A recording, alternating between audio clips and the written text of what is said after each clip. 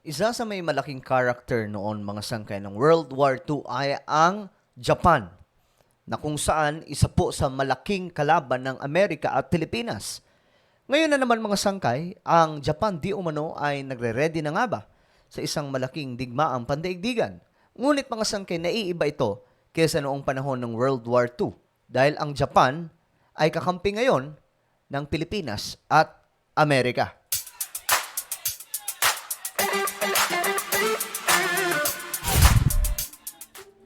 Magandang oras po sa lahat ng mga solid sangkay, sa lahat ng ating mga kababayan na nanonood ngayon, no? At ngayon, mga sangkay, pag-uusapan po natin ito pong isa sa mga matunog na balita na tila baga ang Japan di umano ay nagre-ready na sa isang malaking digmaang pandaigdigan. Bago natin simulan ang ating topic mga sangkay, ay subscribe po muna yung ating YouTube channel.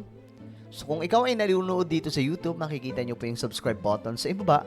Pindutin nyo lamang po yan, tapos i-click nyo yung bell at i-click nyo po yung all. Sa mga nanonood sa Facebook, syempre wag nyo pong kalilimutan na i-follow ang ating Facebook page. At eto, may papagawa lamang po ako sa mga nanonood po sa Facebook, okay? Saglit lang to. Habang kayo ay nanonood, sundan nyo lamang po ito. Makikita nyo po yung tatlong tuldok bandang itaas ng video na to sa inyong mga cellphone. So, pindutin nyo po yung tatlong tuldok. I-check nyo po ngayon mga sangkay. May lalabas po na show more. Pag napindot nyo na yung tatlong tuldok, pindutin nyo rin po yung show more. Okay? I hope na nasundan nyo pong lahat. So, ito na nga mga sangkay. Tingnan po natin itong balita. Is Japan preparing to fight a war?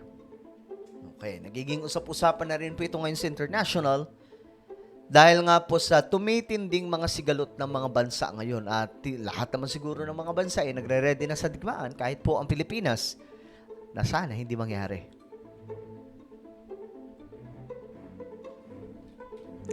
Our next story focuses on Japan. It is making a sharp pivot away from Pacificism.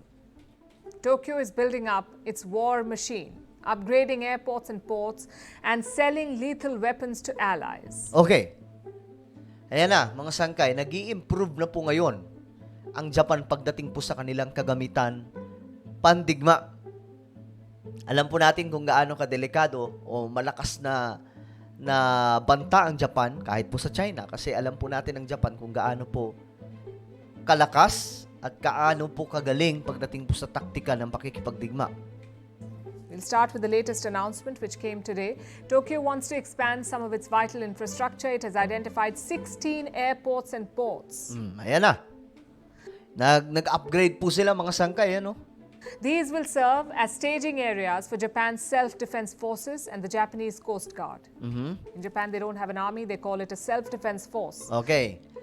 Yan po yung tawag sa kanilang military. Self-defense force. Pero parang ganoon na rin mga sangkay. Parang yun kasi ang naging sanction sa kanila simula po ng World War II. Nung matalo po sila sa digmaan. At ngayon, mga sangkay, ang tanging ginagawa lamang po nila ay bawal po silang lumusob. Bawal po silang mangialam sa mga digmaan ng ibang mga bansa.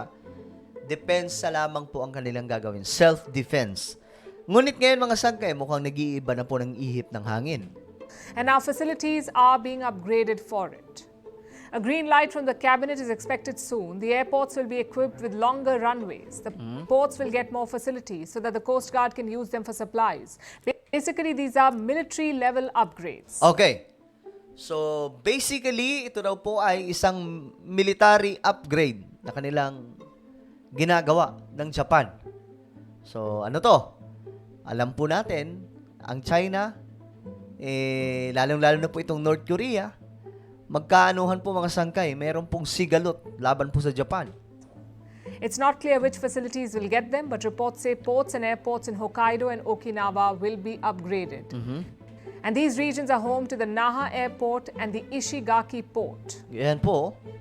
Japan to upgrade 16 ports, airports for defense from Okinawa to Hokkaido.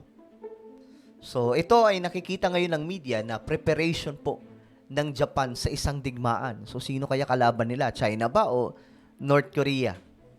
Both are strategically important. They're positioned close to the Taiwan Strait. It's a region gripped by tensions. The Taiwan Strait, China challenges Taiwan routinely. It sends warships and warplanes to the Taiwan Strait. Should China decide to invade, the Taiwan Strait will turn into a battleground, and Japan recognizes this threat. So it's building up deterrence against. Okay. So, ngayon kasi umiinit po yung usapin tungkol sa digmaan ng Taiwan against China. So, malaking bahagi ang madadamay dito kahit sa Pilipinas eh. Abot po tayo. So, ang Japan, ito po yung kanilang preparation, and I'm sure yung mga kaalyado ng Taiwan, yan po yung magiging kalaban ng China kung in case mangyayari yung gulo. Against Chinese aggression. Tokyo is also helping its friends do the same. Earlier this week, it made another major shift. Japan is now ready to sell fighter jets to the world. では我が国の安全保障環境にとって、These decisions are based on Japan's security environment. And in order to realize a fighter aircraft that meets the necessary performance and to avoid jeopardizing the defense of Japan, it is necessary to transfer finished products from Japan to countries other than partner countries. The review was based on the recognition that we need to secure a position where we can contribute equally to the UK and Italy. たものであります。 Now, in the global arms bazaar, such defense deals are common, but for Japan, this would be a first. In the past, such exports were banned, but now Japan has unveiled a new policy. It allows the export of lethal weapons, although under strict conditions. Japan will sell weapons only to its defense allies, to countries that have a defense pact with them. Plus, these countries should not be involved in a war. And each transaction will require a cabinet approval. These new rules will pave the way for Japan to sell a new fighter jet. It's called the Tempest. Sa Japan nga ako curious mga sangkay sa kanilang pandemya eh. Kasi itong Japan, mahabang panahon po na naging tahimik po ito simula po nung nagkaroon ng World War II. Nung natalo po sila ng Amerika, tahimik na po yung Japan. Kaya nga ang tawag sa kanila sa kanilang military is self-defense lamang. No? Hindi po tinatawag na military. So, hindi po ito kagaya noon mga sangkay, di ba, na talagang rampant. Kitang-kita po natin yung nung World War II, makikita mo sa mga video, kitang-kita po natin kung gaano po nag-show of force ang Japan. Pero for a long decades na siguro, mga sangkay, ilang dekada na po, no, simula po nung after ng World War II, never na po ang Japan nagparamdam sa mga critical na kaglagayan ng mundo, kagaya ng pagkakampi no, sa mga sigalot. Pero ngayon, nag-upgrade na. Dahil may approval na rin po galing sa Amerika. So ano ito? Preparation for war? 3 countries are developing this warplane, the Tempest. There is Japan, of course. And then there is the United Kingdom and Italy. Now, reports say this jet will have technologies like artificial intelligence and advanced sensors to help pilots.